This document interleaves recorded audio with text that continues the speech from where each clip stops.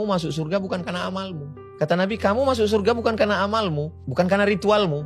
Lalu sahabat bertanya, engkau ya Rasulullah juga masuk surga bukan karena ritualmu? Bukan. Terus kenapa? Illa ayyataghammadani Allahu birahmatih. Aku masuk surga karena kasih sayang Allah. Jadi kalau kita beramal beribadah itu karena kasih sayang Allah, kan beda dengan karena ketakutan. Mohon maaf jangan tersinggung. Mungkin mental kita mental kuli. Kuli ini tidak hina. Karena mereka adalah orang yang tulus ikhlas bekerja. Tapi mental itu kan kalau saya dapat kerja ini saya dapat apa? Padahal sebetulnya kalau dikumpul semua ritual kita itu untuk menebus surga Tuhan, surga Allah kan tidak tertebus. Bagaimana mungkin seorang Abdul Somad yang hidup 63 tahun, potong tidur, potong kerja, potong ini, berapa persen dari ritual ibadahnya untuk menebus surga yang kekal selamanya? Kan nggak bisa. Terus masuk surga itu kenapa? Karena kasih sayang Allah.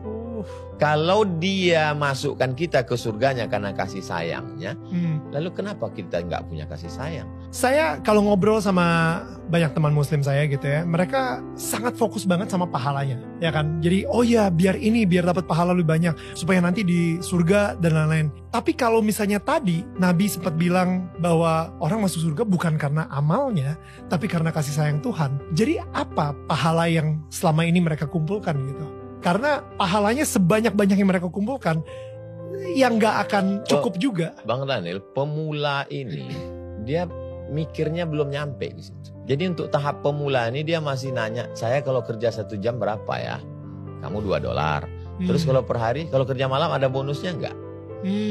Untuk pemula memang begitu. Teknis. Iya. Ya. Kalau dia mau jalan, dia mau mikir, mau merenung, mau belajar, nanti dia akan keluar dari lingkaran pahala itu kepada merindukan kasih sayang. Tapi karena dia jalan di tempat, keilmuannya di bidang yang lain dia S1, S2, S3, pangkatnya naik terus dari golongan 2A, 2B, 2C sampai 4E. Tapi proses pemikiran beragamanya jalan di tempat. Anak kecil terjebak di tubuh orang dewasa, berbahaya. Kalau kamu nggak sholat masuk neraka. Kalau kamu minum masuk neraka. Kalau kamu mau masuk surga berarti kamu mesti banyak baca Quran. Itu tidak salah bagi pemula. Toh kita juga dulu diajarkan orang tua kan begitu. Nanti kalau kamu juara kamu dapat hadiah ini. Kalau kamu nggak naik kelas subsidi silang putus. Pemula. Tapi setelah kita dewasa kita tidak lagi melihat itu. Semua kita berikan kepada orang tua, kenapa? Cinta. Ambillah ini semua, Mak. Apa yang mau nih ambillah. Kenapa? Karena aku tidak bisa membalas sekali teriakanmu saat melahirkan aku. Jadi perlu kedewasaan. Jadi sekarang banyak anak-anak yang terjebak di tubuh orang dewasa. Cara berpikirnya, berpikir anak-anak. Tapi dia tubuhnya sudah dewasa. Saya pun juga dari awalnya juga begitu. Nanti kalau gini dapat pahala ini, kalau ini dapat pahala ini. Tapi lalu kemudian kita berproses sampai pada puncaknya adalah semua yang kita lakukan ini untuk turunnya kasih sayang Tuhan. Supaya dia sayang sama kita. Kalau dia sudah kasih sayang sama kita, maka semua dia beri. Kalau kita hanya berharap pahala, yang dapat cuma pahala. Tapi kalau kita berharap kasih sayangnya, maka semua dia beri. Ada orang tua. Nanti kalau kamu masuk kelas, gaji jajannya segini. Kalau nanti ranking 1, hadiahnya ini. Dapatnya cuma itu.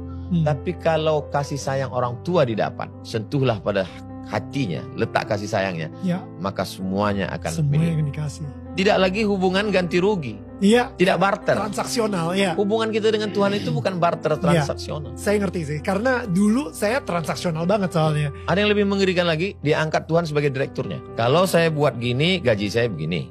Kalau saya lembur, gaji saya begini.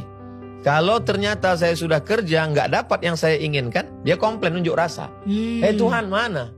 Hubungan kita dengan Tuhan itu bukan transaksional. Hubungan kita adalah kepasrahan. Menerima pun. Bukankah orang yang dicinta menerima apa yang dilakukan pencintaannya?